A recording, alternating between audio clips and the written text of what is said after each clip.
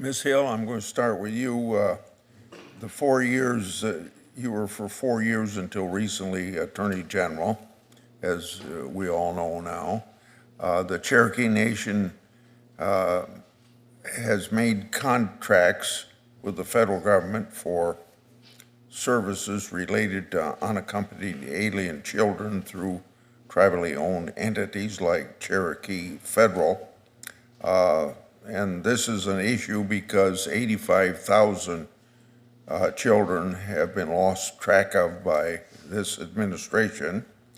According to Cherokee Nation law, one of the Attorney General's duties is to prepare drafts of, quote, contracts and other instruments in which the Cherokee Nation government is interested. So for you, do you agree that the Cherokee Nation government would have had an interest according to that law in the multi-million-dollar contract entered into between the U.S. government and the Cherokee Federal, a tribally owned company? I mean, the Cherokee Nation would have had the interest of a shareholder in Cherokee Federal, which is a business arm that's operated by the nation. So it would have an interest in the company. Certainly, it's the owner of that company, but that company is operated separately from the government. So it has its own attorneys, it has its own infrastructure. So you're saying that where your law requires you in your duties as Attorney General to prepare drafts, you're saying you would not been involved in preparing any of those drafts? That's correct.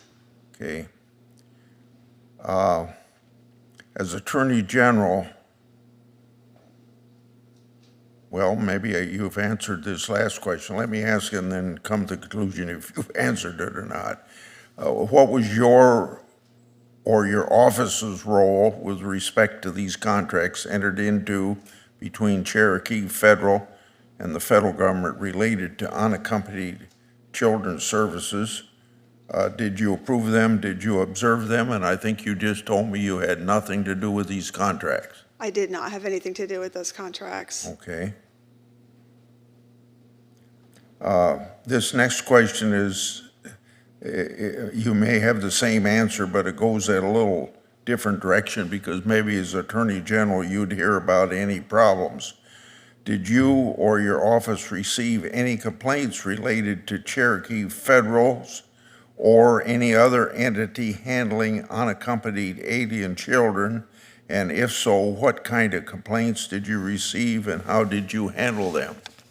I do not recall receiving any complaints about Cherokee Federal. The facility that, as I understand it, the facility that Cherokee Federal operated was in California. It was not a local facility, and so it wasn't on the reservation. It wasn't within the jurisdiction of the Cherokee Nation. And I don't recall ever receiving any complaints about it. I do recall there being a bit of controversy about it, but it was not as if I had a formal request for review or anything like that on my desk that I can recall, Senator. Okay.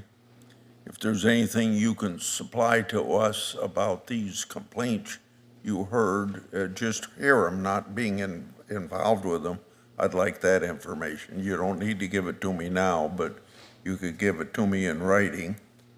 For all of you, a very general question, but do you believe that a judge should ever consider his or her own values or policy preferences when determining what the law means or what the case's outcome should be?